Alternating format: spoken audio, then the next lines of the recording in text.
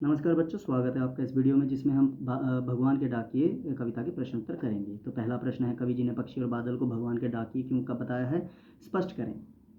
तो बच्चों यह प्रथम उत्तर है कि कवि जी ने पक्षी और बादल को भगवान के डाकिए इसलिए कहा है क्योंकि ये मानव द्वारा निर्धारित सीमा में, बाउंड्रीज में, ठीक है, बंधकर काम नहीं करते। यह अपना संदेश जो ईश्वर द्वारा दिया होता है समस्त अचर अचर अर्थात मतलब निर्जीव सजीव या चलने वाले, ठीक है, सभी तक पहुंचाने का प्रयास करते हैं, कोशिश करते हैं। और ये किसी भी प्रकार का भेदभाव नहीं करते, डिस्क्रिमिनेशन नहीं करते, अंतर नहीं करते, कम ज़्यादा नहीं करते। और भगवान के संदेश को, ठीक है बच्चों, प्रकृति के कण कण तक पहुंचाते हैं।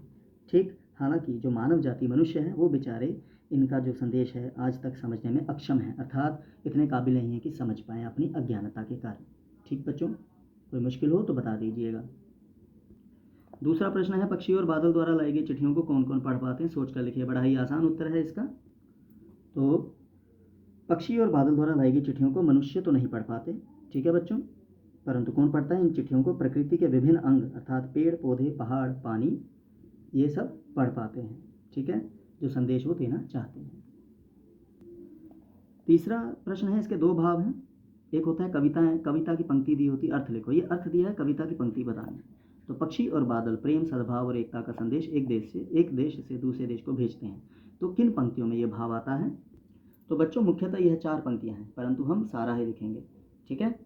पक्षी और बादल ये डाकिए भगवान के डाकिए जो एक महादेश से दूसरे महादेश को जाते हैं। हम तो समझ नहीं पाते मगर उनकी लाई चिट्ठियाँ पेड़ पौधे पानी और पहाड़ बाँचते हैं। यह उस पंक्ति की मतलब उस भाव की पंक्तियाँ हैं, मतलब उसका उत्तर है, ठीक है। दूसरा है, प्रकृति देश देश में भेदभाव नहीं करती, एक देश से उठा बादल दूसरे देश में बरस जाता है। तो बच्चों बड़ा आसान उत्तर इसका दूसरा पद्यांश उत्तर है, ठीक है। हम तो केवल जानते हैं कि एक देश की धरती दूसरे देश को सुगंध भेजती है और वह सौरभ हवा में तैरते हुए पक्षियों की पांखों पर तिरता है और एक देश का भाव दूसरे देश में पानी बनकर गिरता है। ये उत्तर है। चौथा प्रश्न है, पक्षी और बादल की चिट्ठियों में पेड़ पौधे पानी और पहाड़ क्या पढ़ पाते हैं, अगर पढ़ते हैं तो क्या पढ़ते हैं? तो बच्चों यह उत्तर है कि पक्षी और बादल की लाई चिट्ठियों में पेड़ पौधे पानी और पहाड़ियाँ पढ़ पाते हैं कि प्रकृति में उनके आसपास जो सौरभ खुशबू उड़ रही है, जो जल वाष्प वाटर वेपर्स के रूप में चारों तरफ फैली हुई विद्यमान है, उसे दूर दूर तक पहुंचाना है। और इस काम का प्रसार दूर दूर तक अन्य देशों में भी होना चाहिए, बिना किसी भेदभाव के। इस कार्य को बिना किसी भेदभाव के स्वच्छंदतापूर्वक संपन्न करना है, खुशी से, स्वच्छंद होकर, बिना सीमाओं में बंधे, ठीक है। पांचवा प्रश्न है बच्चों, एक देश की धरती दूसरे देश को सुगंध भेजती है, इस कथन का भाव स्पष्ट करें। तो बच्चों इसका उत्तर यह है कि एक देश की धरती दूसरे देश को सुगंध भेजती है। इस कथन का भाव यह है कि धरती के लिए इस पृथ्वी के सभी मनुष्य एक समान हैं, ठीक है। जैसे माँ के लिए सभी बच्चे एक समान, चाहे वे कहीं के भी वासी क्यों ना हो।